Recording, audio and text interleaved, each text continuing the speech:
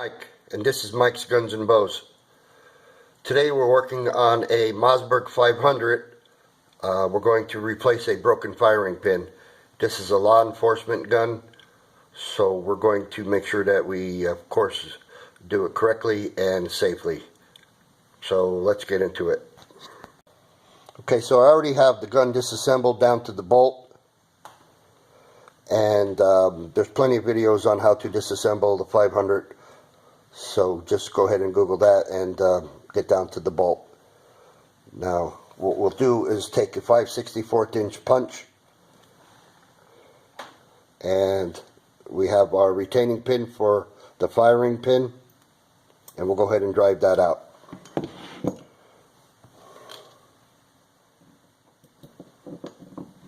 So we're going to drive that out from the bottom of our bolt out through the top. Just use a block here. It don't take much. Just drive that pin out. Make sure you retain that pin. I like a little magnetic holder for my pins. Now this is a little under spring pressure, and if we do it easily, we don't mess with the locking block. We won't have to mess with the spring and the washer in there. So if we do it carefully, we just take the pressure off the pin, push down a little bit, remove our punch pin, and take the pressure off the pin. We could take the other end and stick it into the firing pin hole and push the firing pin out. Okay, there's the broken firing pin.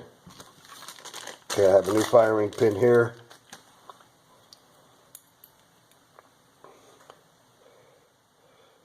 And you can see how much is actually broken off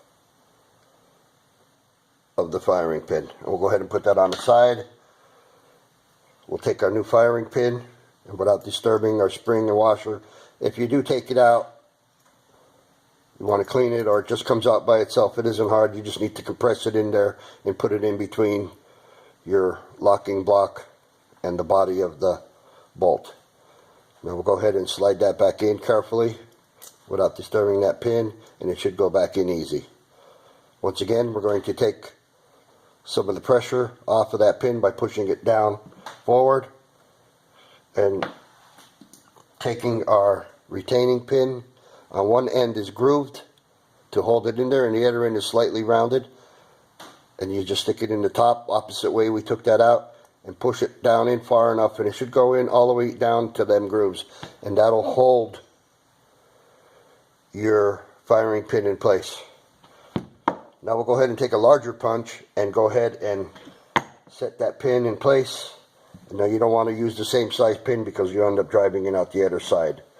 So just take it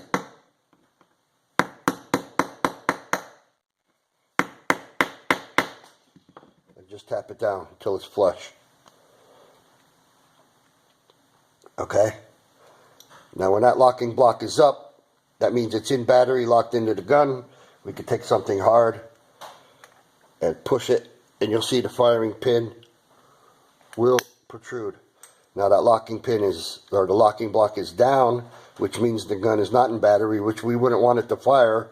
So in case that hammer ever did slip and hit, it will not let that firing pin go forward. It catches it inside here. So that's how that works. Okay, what we'll do is we'll go ahead and put this back into the weapon. We'll take our bolt and we'll put the bolt into the receiver. Okay, and we'll bring it back. Just about, you'll see these two latches, these grooves right in here. You want to bring it about that far. We'll go ahead and put our action bar on. And the two action bars will go ahead and fit into place here into your guides on the receiver. And just pull them up a little bit towards the top, and it'll slide all the way in. Now we take our slide, and we want to catch the bolt and the two lugs that stick up on the action bar to catch these two openings on the slide itself. So we got to catch all them at the same time. So we want to work that in, move that back and forth, and catch that into the bolt. It's just that easy. Okay, I like to bring it forward Now you have two of your feed latches that have to go in. You have a right and a left, so they have to go in properly. Now this one has the protrusion on it, which will go into the hole on the side of your receiver. And you want to put that in place and hold that in place, and then the other one just slides into the slot and push it forward. Now you want to hold them in place.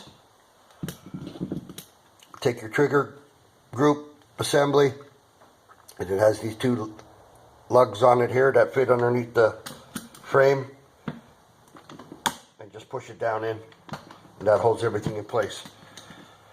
You take your pin, put it in the side, and it's not much.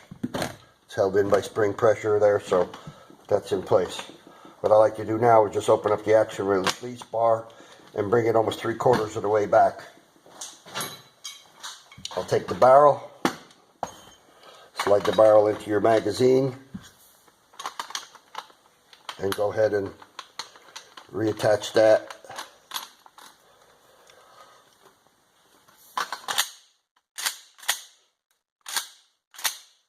Okay, we worked the magazine, excuse me, the action bar release, which will open it up, close the gun.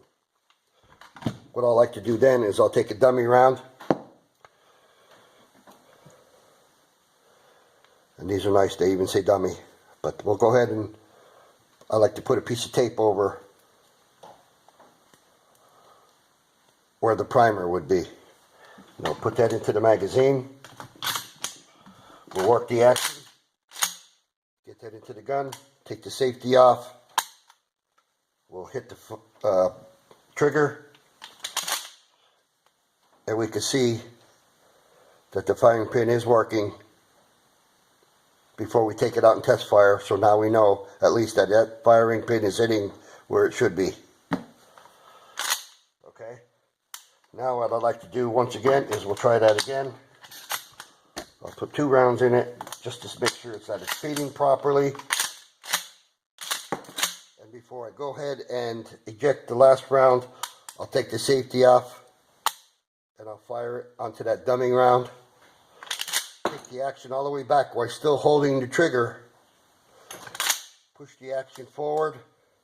I'll take the safety off and I'll listen for the trigger reset. And the trigger reset. That's one of the safety checks that we perform on these. So then after now, we'll go ahead and take it outside to the range and we'll test fire it with a full magazine and make sure that it fires correctly before we take it back. We'll clean it and do another safety check and give it back to law enforcement. Well, it's just that easy to change a firing pin. You want to make sure you do it right because it's an important part. And you have any questions or concerns, don't hesitate. Contact me or give me a call. Once again, I'm Mike from Mike's Guns and Bows. Thanks for watching.